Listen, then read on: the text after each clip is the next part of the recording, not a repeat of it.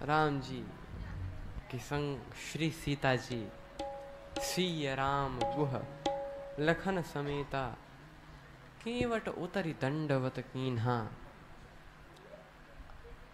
भगवान को संकोच लगा, किसको कुछ दिया नहीं, तो पिय ही की सिय जान निहारी, मन मुदरी मन मुदित उतारी।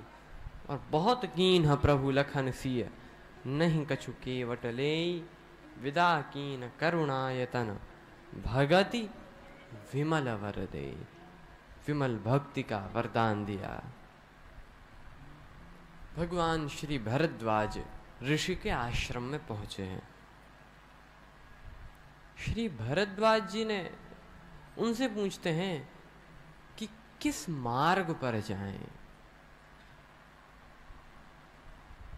नाथ कहिए हम कहीं मग जाहीं। श्री भरद्वाज जी ने रास्ता बताने के लिए किसी एक को बुलाने लगे तो सुनि मन मुदित 50 आए। 50 आ गए। उनमें से भी 4 वटुओं को दिया। मुनि वटु 4 संग तव दीन है 4। और फिर भगवान श्री राम आगे बढ़ते हैं और यमुना जी के किनारे से उन्हें विदा किया। हे विदा किए बटु विनय करी, फिरे पाई मन काम।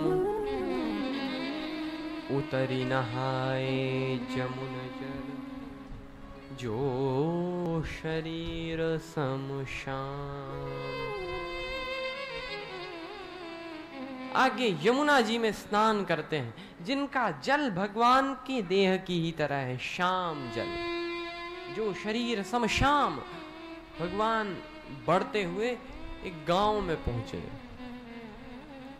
और गांव की देवियों ने जो देखा, अब तो क्या कहना, इतने सुंदर पथिक तो आज तक नहीं देखे। और ऐसे पथिक तो सखियां चर्चा करने लगी आपस में। एक तो बोली कि दूसरी, देख रही हो, ऐसा लगता है कि इन्हें ब्रह्मा जी ने नहीं बनाया, ये अपने आप ही इस धरती पर प्रकट हुए हैं। वो सखी बोली, क्यों, तुझे ऐसा क्यों लगता है? कहा क्योंकि ब्रह्मा जी ने जो कुछ भी बनाया उसमें कुछ ना कुछ कमी रह ही गई। जैसे चंद्रमा इतना शीतल, तो उसमें दाग और घटने बढ़ने का रोग लगा दिया। जय शशिकीन सरोज सकलंका, चंद्रमा में घटने बढ़ने का रोग। और इतने पे ही नहीं, रूप कलप तरु, सागर खारा, सागर में अनंत जल राशि, तो उसे खारा कर दिया। ब्रह्मा जी की बनाई हुई कौन सी ऐसी चीज है जो कि पूर्ण हो, परिपूर्ण हो, लेकिन इन्हें देखकर लगता है कि इन्हें ब्रह्मा जी ने नहीं बनाया। अब तो किसी ने कहा ब्रह्मा जी ने नहीं बनाया तो ब्रह्मा जी की बनाई हुई दुनिया में कैसे आ गए?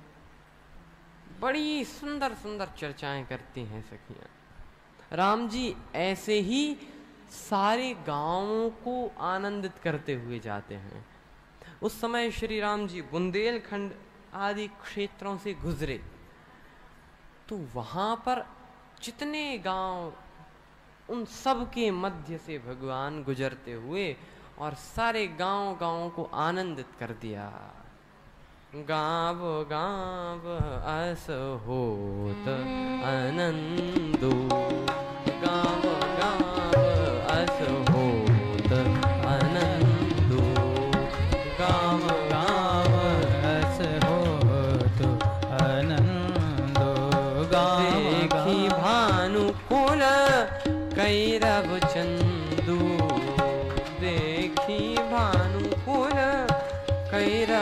चंदू गाव गाव अस होत आनंदू गाव गाव अस होत आनंदो गाव गाव अस होत हे गाव अस होत गाव अस होत। ऐसे ही भगवान श्री राम गावों गावों को आनंदित करते हुए जाते हैं। देखी भानुकुल कैरव चंदू तब तक सुनि सुविषाद सकल पछिताही रानी राय कीन भल नाहि। एक चौपाई आती है कि राजा रानी ने अच्छा नहीं किया। सखियां कहती हैं रानी राय कीन भल नाही। अब आप देखना, रानी राय कील भल नाही के बाद तुलसीदास जी लिखते हैं तहीं अवसर एक तापस आवा तेज पुंज लघु वैश सुहावा कवि अलखित गति वेश विरागी मन क्रम वचन राम अनुरागी सजल नयन तन पुलक निज इष्ट देव पहचान परिउधर निज दंड तल दशा न जाय बखान राम सप्रेम ताहि उर लावा परम रंग जनु पार सपावा पुनिसी चरण धूरि धर शीशा जनन जान शिशु दीन अशीषा कीन निषाद दंडवत तेहि मुदित मिल्यो जनि राम सने ही पियत नयन पुट रूप पीयूखा मुदित तो असन पाए जिम भूखा फिर ते पितु मात कहाउ सके कैसे जिन पठये वन बालक ऐसे। एक चौपाई है ते पितु मात कहाउ सके कैसे, वे पिता माता कैसे होंगे। फिर सखियां कह रही हैं जिन्होंने इतने सुंदर सुंदर राजकुमारों को वन में भेजा। अब हम देखें तो ते पितु मात कहा हो सखी कैसे जिन पठये बन बालक ऐसे। इस पंक्ति की संगति उस पंक्ति से मिलती है कि रानी राय कीन भल नाही। उसमें भी सखियां कह रही हैं राजा रानी ने अच्छा नहीं किया, और इसमें भी कि वे माता पिता कैसे जिन्होंने बालकों को वन में भेजा ये अच्छा नहीं किया। तो इसे कहा जाता है तापस प्रकरण। और इस प्रकरण में जो कथा है कि जब श्री तुलसीदास जी कथा लिख रहे हैं कि राम जी एक समय में हमारे पास से भी गुजरे होंगे, जब उन्होंने इस कथा को थोड़ा लिखा कि राजापुरादि क्षेत्रों से राम जी गुजर रहे हैं, तब उनको लगा कि काश हम भी उस युग में हुए होते तो भगवान के दर्शन पा सकते, लेकिन हम तो इस युग में हुए हैं। रानी राय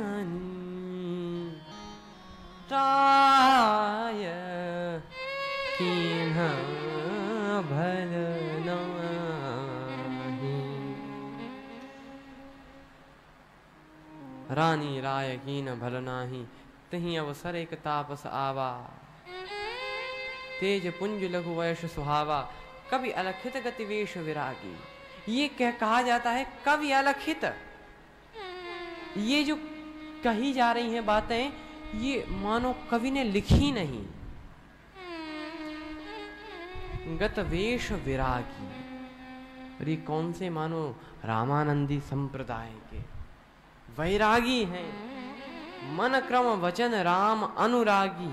और जब श्री तुलसीदास जी ने सजल नयन तन पुलक निज इष्ट देव पहचान परिउधर निज दंड तल दशा न जाए बखान, राम जी ने परम प्रेम से उनको हृदय में लिया। पर राम सप्रेम ताहि उर लावा लगा ऐसे परम रंक जनु पारस पावा। अत्यंत ही गरीब को पारस मिल गया हो। पुनसी चरण धूरि धरि शीशा। श्री सीता जी के चरणों को, उनकी चरणों की धूली हृदय में रखते हुए श्री राम जी आगे बढ़ते हैं। तुलसीदास जी भी कथा आगे लिखते हैं। अब भाव समाधि टूटी, इतना किसने लिखा, इतना प्रसंग हुआ। तो संतों के भाव हैं कि जब श्री तुलसीदास जी को समाधि लगी तब इतना सब श्री हनुमान जी ने लिखा, और जब श्री हनुमान जी ने लिखा तब उनको लगा कि हाँ हम किस पे थे, किस चौपाई पे, रानी राय कीन भलनाई, तो वहीं से तही अवसर एक तापस आवा। फिर बड़ा सुंदर, इसे श्री रामचरितमानस में तापस प्रकरण कहा जाता है। राम जी बढ़ते हुए श्री वाल्मीकि जी के आश्रम गए और उनसे रहने के स्थान पूछे। वाल्मीकि जी ने तो कह दिया, राम स्वरूप तुम्हार वचन अगोचर बोधि पर, अविगत अकथ अपार,